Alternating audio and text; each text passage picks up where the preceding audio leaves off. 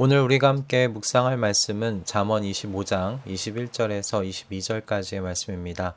잠언 25장 21절과 22절의 말씀을 읽고 오늘 우리에게 주시는 하나님의 은혜를 함께 나누도록 하겠습니다.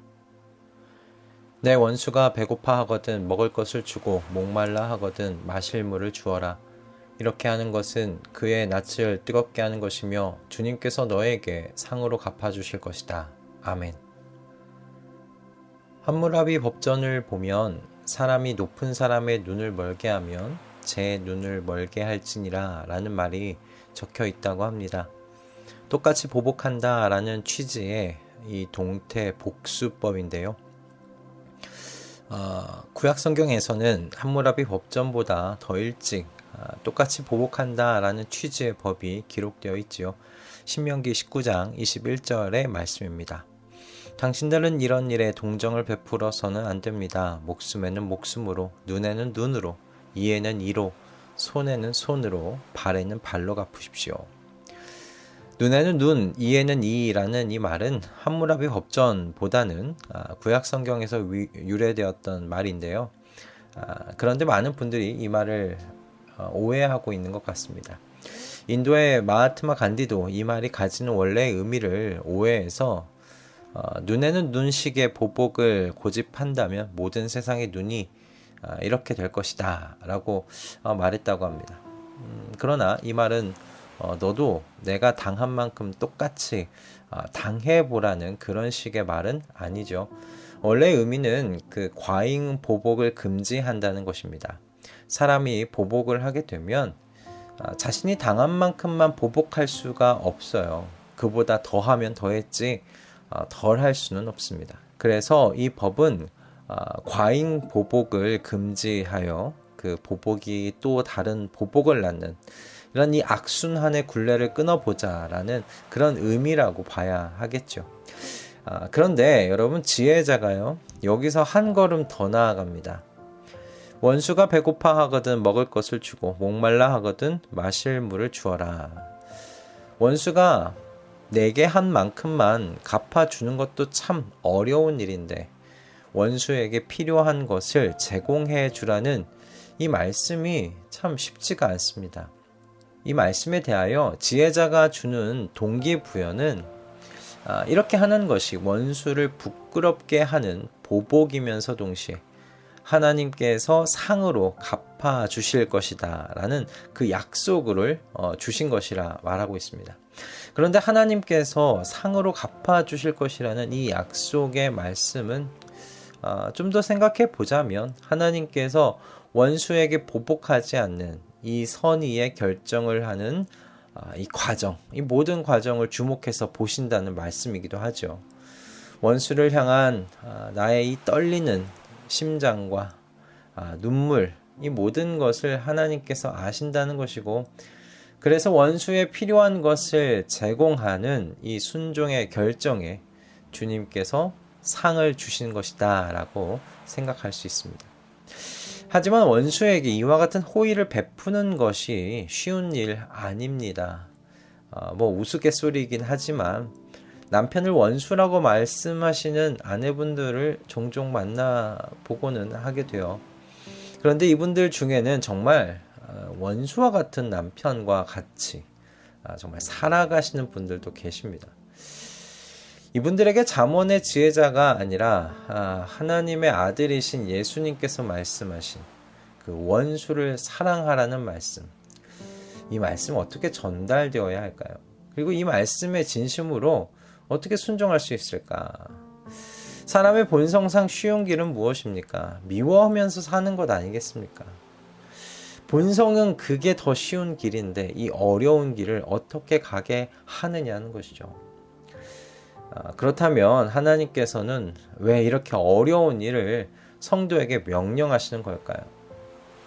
너가 했으면 좋겠다도 아니고 왜 하라고 명령으로 말씀하시는 걸까 하는 것입니다.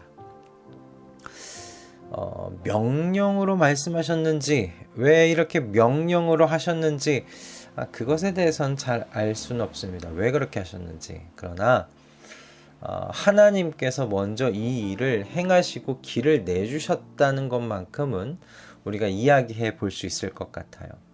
하나님의 백성은 여러분 개척자들이 아닙니다. 스승의 뒤를 따라가는 제자들이죠.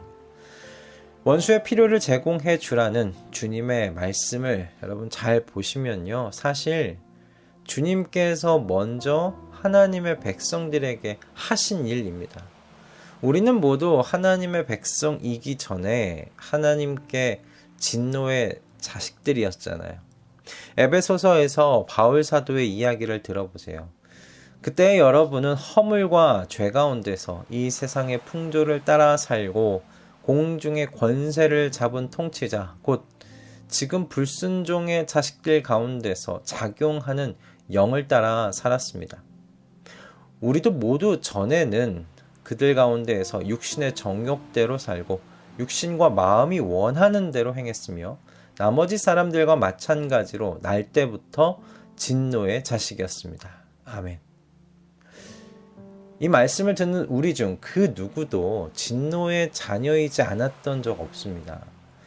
우리도 모두 전에는 육신과 마음이 원하는 대로 행하며 살았던 바로 그 날 때부터 진노의 자식들이었습니다. 이것이 우리의 고백이고 우리 모두의 과거이죠. 구약의 용어대로 하면 우리는 모두 하나님께 원수와 같은 존재들입니다. 이런 원수와 같은 존재들을 하나님께서요 먼저 사랑해 주셨습니다. 우리는 사랑이 무엇인지 은혜가 무엇인지 모르던 사람들이었어요. 그러나 하나님께서는 자비가 넘치셔서 우리를 사랑하신 그 크신 사랑으로 이 죄로 죽은 우리를 그리스도와 함께 살려주셨습니다. 그래서 바울 사도는 우리 모두가 다 은혜로 구원 얻었다 그렇게 이야기하는 것 아닙니까? 하나님께서 먼저 원수를 사랑하는 것이 무엇인지, 원수에게 필요한 것을 제공해 준다는 것이 무엇인지를 하나님의 백성들이 알도록 해주신 거죠. 먼저 이 길을 가심으로 말입니다. 과거에 그 신학교 수업 중에 교수님이 하셨던 말씀이 기억이 납니다. 그리스도인은 사람과 세상을 십자가라는 렌즈를 통해서 보는 사람들이다 라는 말씀이셨어요. 다시 좀 설명해 드리자면 그리스도인은 사람과 세상을 예수 그리스도를 통해서 바라보고 이해하고 해석하는 사람들이다 라는 말입니다. 예수 그리스도라는 렌즈를 통해 보지 않으면 여러분 원수는요 원수예요. 미움 덩어리일 수밖에 없습니다. 이해할 수 없는 다른 차원의 어쩌면 미지의 생물처럼 생각될 수도 있습니다. 그러나 예수 그리스도라는 렌즈를 통해서 보면 주님께서 내게 하신 은혜의 일이 먼저 보입니다. 그리고 그 은혜가요 감히 원수를 사랑하라고 하신 그 말씀에 순종할 수 있게끔 강권하는 것을 경험하게 된 줄 믿습니다. 그리스도인에게서 십자가를 빼면 그래서 아무것도 남지 않습니다. 십자가가 없다면 세상의 사람들과 똑같이 원수를 미워하고 해코지할 수 있는 그 힘과 능력이 있다면 적당히 해코지도 하면서 살 그런 사람들이 우리들 아닙니까?